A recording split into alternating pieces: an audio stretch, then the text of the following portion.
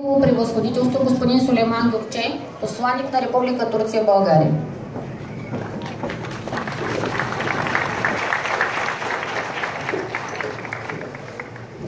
Sayın Başbakan, Sayın Ulaştırma Bakanı, Господин министър-председател, господин министър на транспорта, saygıdeğer yatırımcı Danon ailesi, уважаеми семейство Данон, инвеститорите, Sayın Vali, Sayın Belediye Başkanı, господин областен управител, господин кмет, hoş geldiniz efendim. добре сте дошли.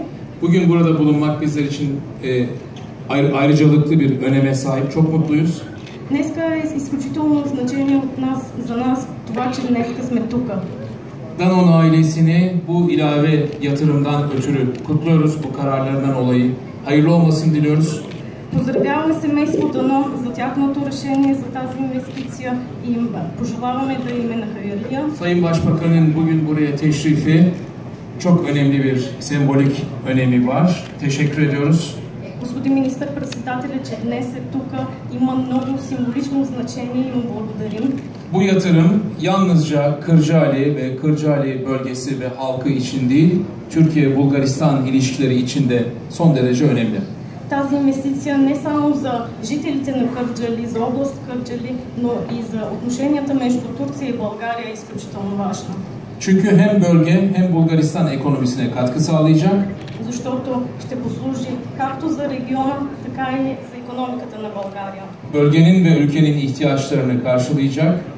Ще помогне ще посрещне нуждите на региона и на държавата. Hem de Türkiye ve Bulgaristan ilişkilerine, dostluğuna, ekonomik ilişkilerine yeni bir halka olarak eklenecek. И ще допълни отношенията, икономическите отношения и приятелството между Турция и България. Bundan büyük mutluluk duyuyoruz. Изключително сме щастливи от това. Hayırlı olmasını diliyoruz. И казваме да им е честито.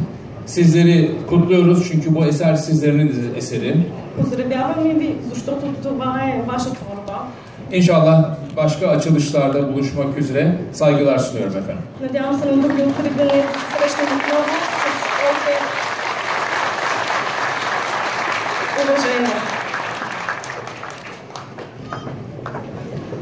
Ръководството на ТЕКОС България има честта да покани и даде думата на господин Бойко Борисов, министър-председател на България.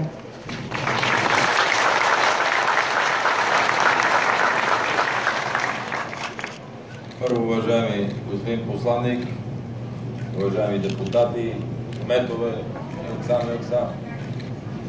ми позволете от името на всички нас да изкажем съболезнования за кончината на вашия баща преди малко месеца, защото ние с него тогава си дадохме дума да продължиме в тази посока. Надявам се вие като верен син да продължите неговата дейност.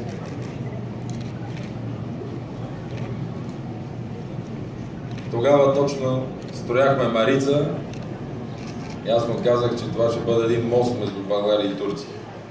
Сега идвам от Свиленград, пуснахме скорост на ЖП линия от септември до Истанбул. Средна скорост 170 км. Над 210 го засилихме локомотива да видим как е. Така че втори мост сме направили днес. Уважаеми приятели, както кмета Азис каза, беше тук един змиярник. Както каза, когато местната власт работи за интересите на хората си, работите се случват.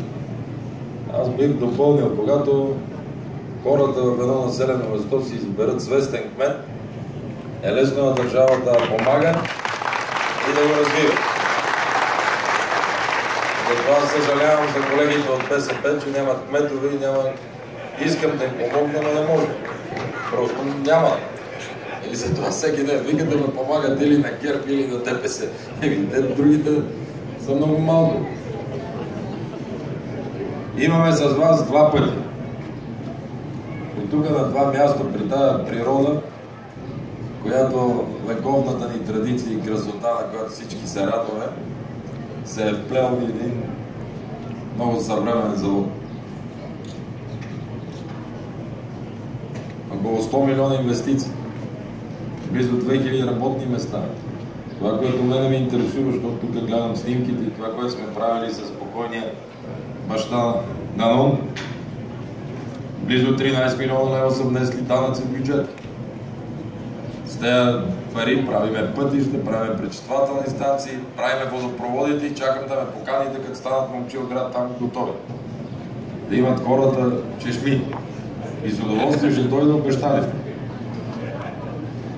Имаме два пътя.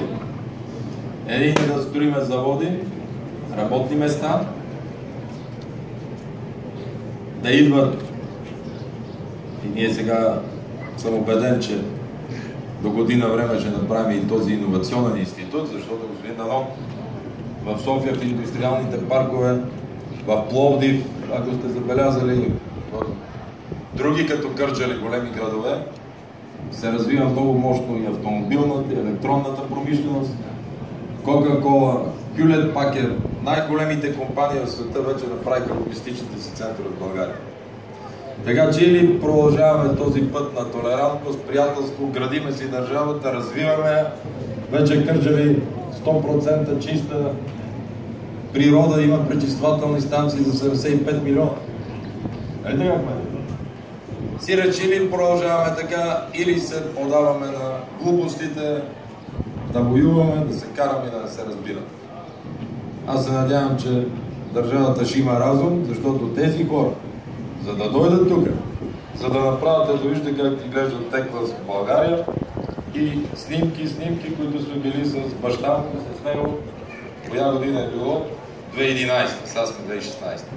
Сиреч, ако те не прогнозират, че има здрави политически партии, хора с разум и стабилност, никога няма да си дойде да сложи 65 милиона евра.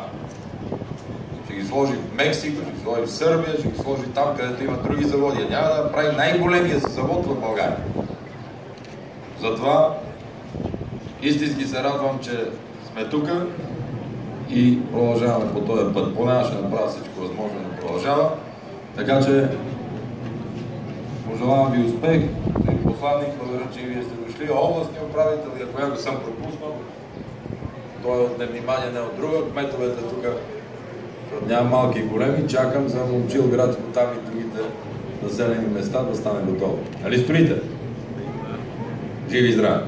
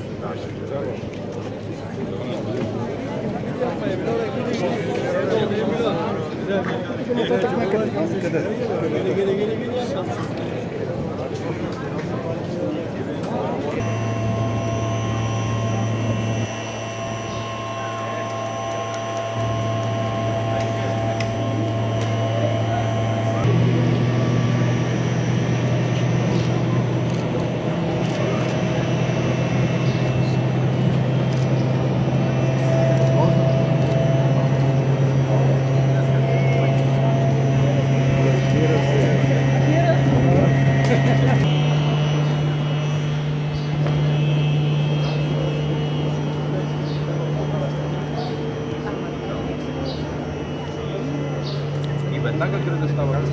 Сега да сме усетили.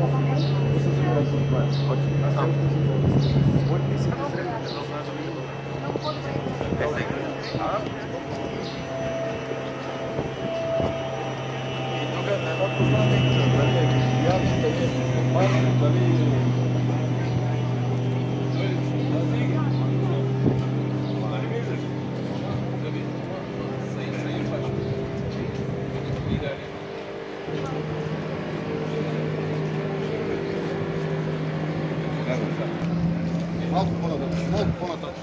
Малко повече да сводете малко.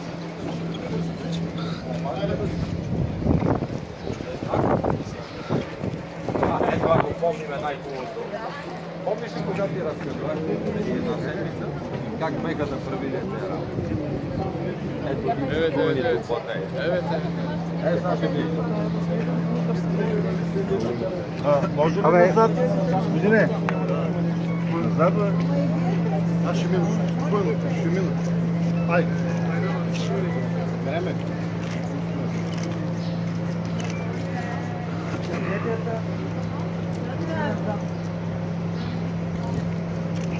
Това ги е много ясно. Ще речеме леко. Пете, чакай малко. Стой сега. Ето ти и ти. Ето тук. Може и от вас. Ай, от моите.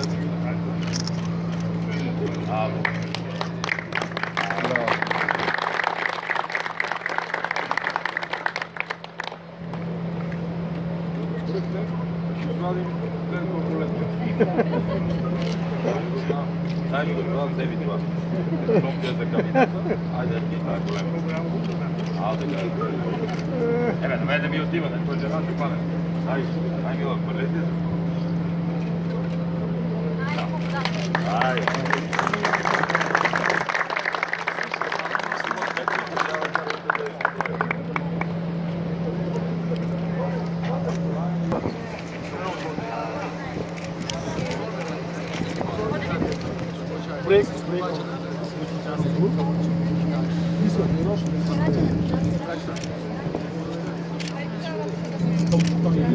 И вие мислите, че карате немски коли, вие карате бъргърски от Кърджали.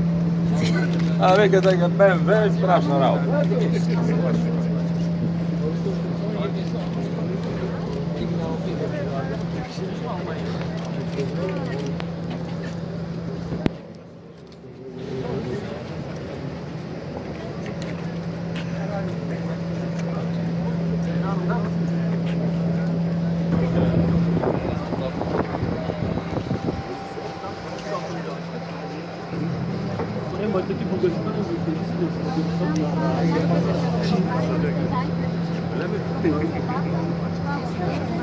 Şimdi 2011 senesinde Bay Borisov geldiğinde benim Lada'm var demişti. Siz üretiyor musunuz demişti Lada'ya.